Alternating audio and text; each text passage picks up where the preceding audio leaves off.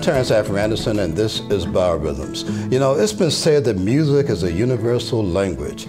Therefore, it has a bunch of different languages that people can connect to. Back in the 70s, I was introduced to a folk guitarist by the name of Richie Havens. And that was a bit of a pariah, a black man playing folk music. Well, there is a great black folk guitarist amongst us, and he's in our studio today. His name is Mr. Lawrence Lambert. Thank you. I'm very complimented. Well, you compliment us by being here. So let's have you stop for a second here and just talk a little bit about you. I had another guest on the show recently who came from an agricultural background. And the same was for you, isn't it? Yes, I was raised on a farm in Pungo, Virginia. Far Virginia Beach. That was a ways out. Yeah, that was a ways out back then in those days. Okay. And were there things in your environment that influenced you? I want to talk about naturally first, because I know that there was music in your house. Yeah, music was a big thing. But, you know, on a farm, we didn't have all of the stuff that kids have today. You know? Right. So we had to stay busy. So we all took piano lessons. And we would go and take turns playing the piano and singing, and you know, Michael Jackson was the thing back then. And right. So we would always try to do those songs and just have a good time. So how did you find yourself, what led you to the guitar? You know, I had a chance to open for this guy named Kebmo, and he is just an incredible performer and guitar player. And I would sit backstage, and he would do this song called City Boy.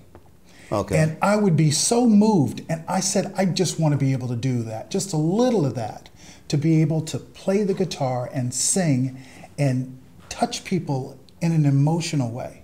Now you say you opened for him. Yes, I was in a group. We were playing a different. Yeah, I was in a group where I just sang. I was a singer. Oh, okay. And everybody else played guitars and everything, and I just, you know, did the tambourine or whatever, you know, that kind of stuff.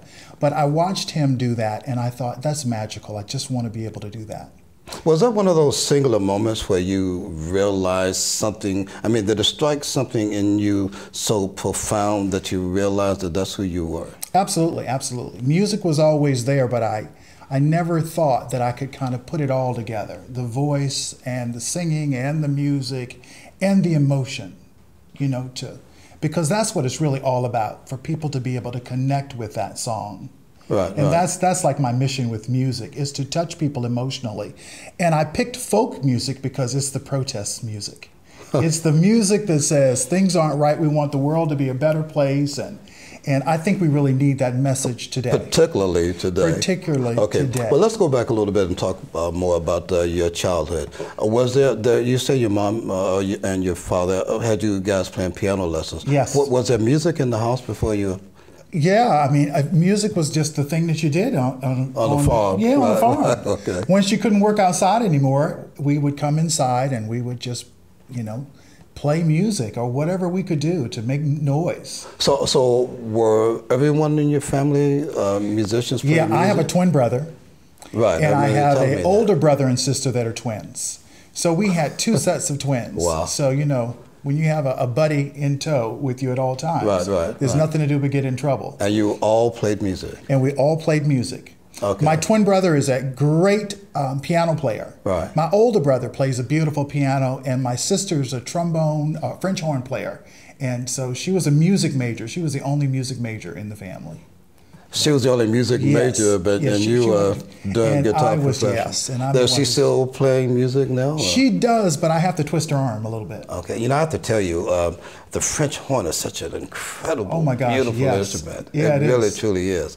But the guitar, I mean, that is an instrument where you can play. It's almost like a single instrument that's like a symphony. Yeah. You know, because there's so many notes that combine together when you're playing chords, which is something that terrified me. Okay. But when you play a chord, that's like, you know, it's like a symphony. Yeah. And I like it because of the vibration. You feel it in your chest, you know? With the acoustic. Yeah, with the acoustic guitar, as opposed to those little electric guitars. So you feel the sound.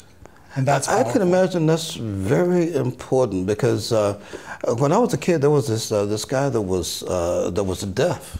Oh, okay. Okay, but when he would feel sound, he would come completely alive. So I can fully appreciate what you're saying. Yes. So were both of your parents playing music? My dad was the farmer guy. He also worked for the postal system security. Right. And he wasn't really into the music thing, you know, so, but he would come in and listen to us. I remember the first time my father actually came to one of my shows was a rare thing. Right. Because he was like, you know, you need to go to school, you need to do education was the priority. Right. But he came to my show and he said, I understood every word you said. That's folk music. That's my dad. He just said, I went to the show and I listened to everything that you said, and I just think it's fantastic. It is indeed. I mean, you're a great musician. I do okay. I just love it. We're going to take a break in just a second, but I'm going to tease you a little bit because I asked you this question once before. If you were a single note of music, what would that note be and why? It would be Nina Simone, Feeling Good. Okay. And I picked that song because that was the song that came out of the change where all of a sudden black people were having rights. Right. And to me, it just symbolizes, you know, everything, you know, is getting better. Yeah, Nina Simone. Yeah. Yeah, what was that Birds piece? flying high, you know how I feel. Man. Yeah, we're going to have you perform in the second segment. We're going to have you do a complete piece of music. And I'm going to ask you that question again because I want you to identify a single note of music that defines Lawrence Lambert. Not so much a song, but a single note of music. Okay. You know, and for those people that don't know music out there, you can say anything. It's all right. Okay, gotcha. All right. All right. We're going to take a break, and when we come back again, we're going to have you play another piece for us. All right, then an entire piece. Oh, okay. Please stick around. We'll be back in just a moment, and you're going to be introduced to Mr. Lawrence Lambert playing an entire song, a great piece of music. Stay tuned.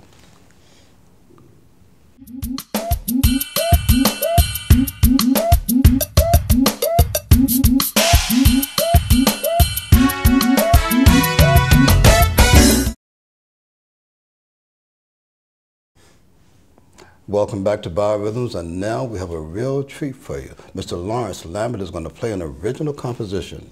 What is it called? Before you play, what is it called? And what is the story? This song is called Form the Line. Okay. And it's, of course, a protest song. It's about people coming together and saying, we're not going beyond this point.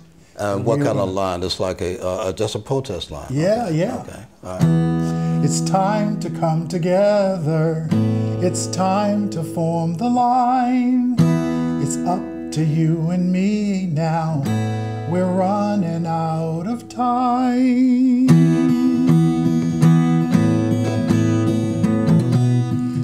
You can sing with me. I don't think we'll ever know what's going in the ground. Many lives will be lost before we make a sound. We've got to come together. Together we are strong, oh yes, and say no, say no, say no, say no, and form the line.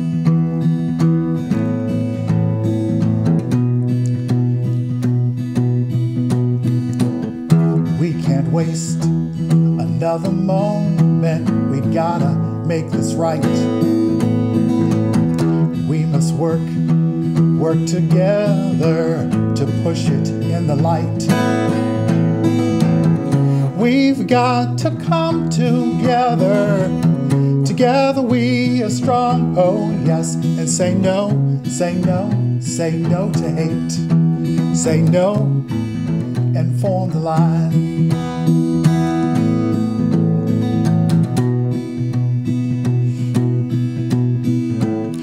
We can make a difference if we try. We can heal the world, it's do or die. We've got to come together. Together we are strong, oh yes, and say no to war. Say no to hate. Say yes to love. That's what we're fighting for. Say no, say no, say yes to love. Say yes to love and form the line. Fantastic, man. Fantastic. Nice. Absolutely fantastic. So, listen, folk music is, I mean, it's just so, it has so much potential as an educational tool, you know? Yeah. And folk people, they're legends that are endured. I mean, people like, I mentioned Richie Havens earlier, and Pete Seeger, you know, and Tracy Chapman. Tracy Chapman. What is it that inspires you? I want to get to that second, and I'm leading up to that question again about that note. Yeah. But what is it that you observe in life that inspires you? I mean, there's a bunch of different things, of course, but what kind of feeling do you have when you say, okay, I have to put this to music? Well, you know, the thing that really motivates me sometimes are the sad things that happen to people. Like this change in the atmosphere where people are able to say how much they hate.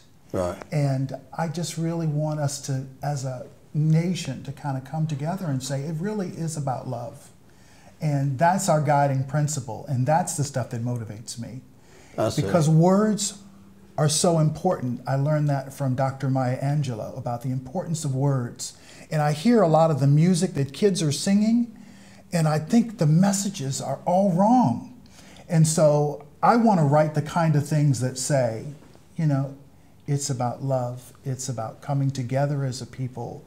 And I'm inspired by Dr. Issei Barnwell from Sweet Honey in the Rock. I was going to mention Sweet Honey in the Rock. She is like one of my mentors. And she does community sings where she gets everybody to sing about something together. And she talks about the power when voices come together and sing the same thing. So you can see my music is very simple. I'm no Patti LaBelle. I know that. I'd like to be, but you might define it as simple, but you have a great voice and you're a great instrumentalist. But the message is where the power is. I think it's profound, you know, and that must be very empowering for you. Yeah. And my mother and dad, they used to take us to New York as kids so we could see all the shows, and so music was just a real something that we did. And you wouldn't think that that would happen on a farm, but my mother wanted to be an opera singer. Yeah, I remember you were telling me that. Yeah, she wanted to be an opera singer, and then she met my dad, and 2 sets of twins later, she had to strike that one off the list. So tell me, again, this is a challenging thing. If there were a single note of music, and you don't even necessarily have to say what the note is, but what single word would describe you and your music? A single word? You know, that whole experience. Oh, that's hard. I would say Sean Colvin, Steady. Steady. Steady. Yeah. She has a song where she talks about steady on, picking a direction and just going there, steady, moving in that direction. And what kind of challenges have you had as an African American folk guitarist, continuing on that journey, being steady, when there are so many folks, African American, your brothers and sisters, that don't necessarily, you know, appreciate your genre of music? Yeah, well, I mean, that's never stopped me. Okay. Because I believe if you go back far enough, the guitar players, they were me. You know, if you go back, Buddy Waters and all of those guys, that were out doing the music, they looked just like me. But all of a sudden, people, you know, I was doing this show at us, and they said, he does funk music. And I said, I was yelling, folk music. And they were like, folk music? What in the world is a black man doing folk? How impossible is that? And I'm like, where do you think it came from? Yeah, right. Yeah, how about it? Where do you think all of this came from? It came from music that told, the lyrics especially, that told stories. And you talk about you're motivated by things that you see that are sad because you want to help people make that transition. You know, by telling their story and feeling happy about it. You know, the guitar is such an incredible instrument. What have you found most challenging about playing the guitar? Well, I guess the most challenging thing about playing the guitar is that, I mean, there's so much that you can do with this instrument. And I know that I started late. Okay. I wish I had started when I was 3, you know, but I started as a guy singing and watching Keb Mo. Okay. And so I just wish I could do it all day. Just play and catch up, make for all those years that I missed. So it's And you play well too. Of course, you're not going to share that. Should I hand you the no, guitar? I am not going to do that on TV. So it sounds like it's very much a spiritually fulfilling experience. Yeah, I think so. It helps you connect to who you are. Mm-hmm. And it's very simple. It's not super complex. If you think you can't play the guitar, that it's too late, it's not true. It's nothing more wonderful than having a whole bunch of people all playing the guitar and learning from each other, learning chords and learning styles, and because originally that's what people used to do. They would sit out on the porch, Right. and they would pull out these instruments and they would play. And every now and then you'll see a family that has kept that alive. Right. And grandma playing the violin, and then she'll pass the violin to the baby, and the baby's, it's just, the music is just there. Well, speaking of the music, we're going to take another break now. Okay. And when we come back, I want to have you play another song for You got us, it. okay? And we're going to talk about your CD. Oh, okay, thanks. Thank you very much for joining us. Oh, no problem. Please stick around. We'll be right back with another song from Lawrence Lambert.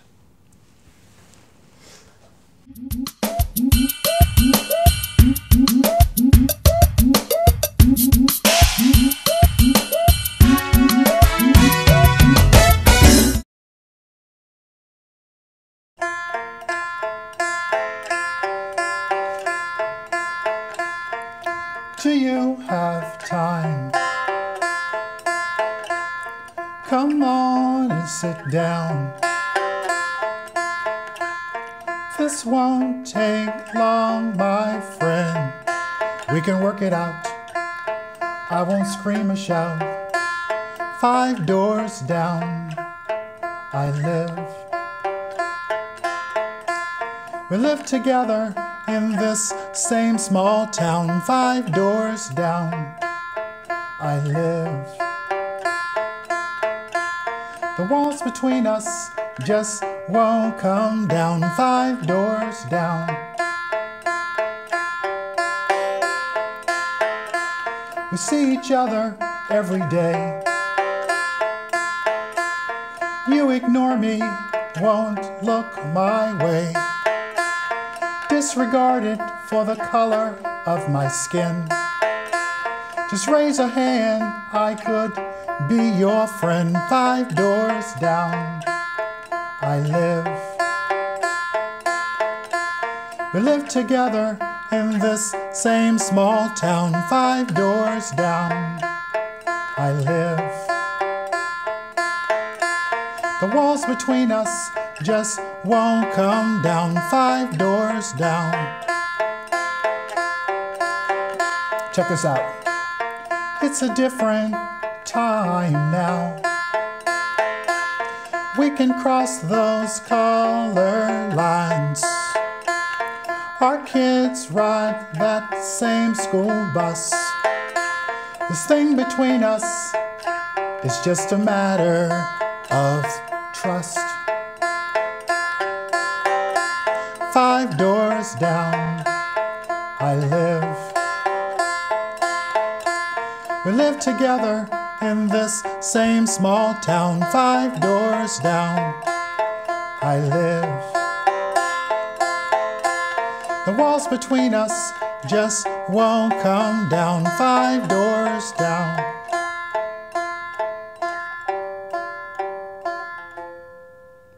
Man, yeah, that's a blessing.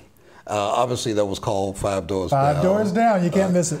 On a strum stick. I was going to ask you, man, you're playing a stick. Yeah, Okay. It's a strum stick. Now, that kind of guitar I can handle. Man, that's incredible. I've never seen anything like that. Yeah, I was writing music for kids, and I thought this was more approachable. What, you know the history behind that instrument? It's Appalachian in terms of its ancestry, and it belonged to a friend, and she had it in her closet, and she closed her closet door, and I heard this, and I thought, what in the world is that? And she said, oh, it's an instrument. Would you like it?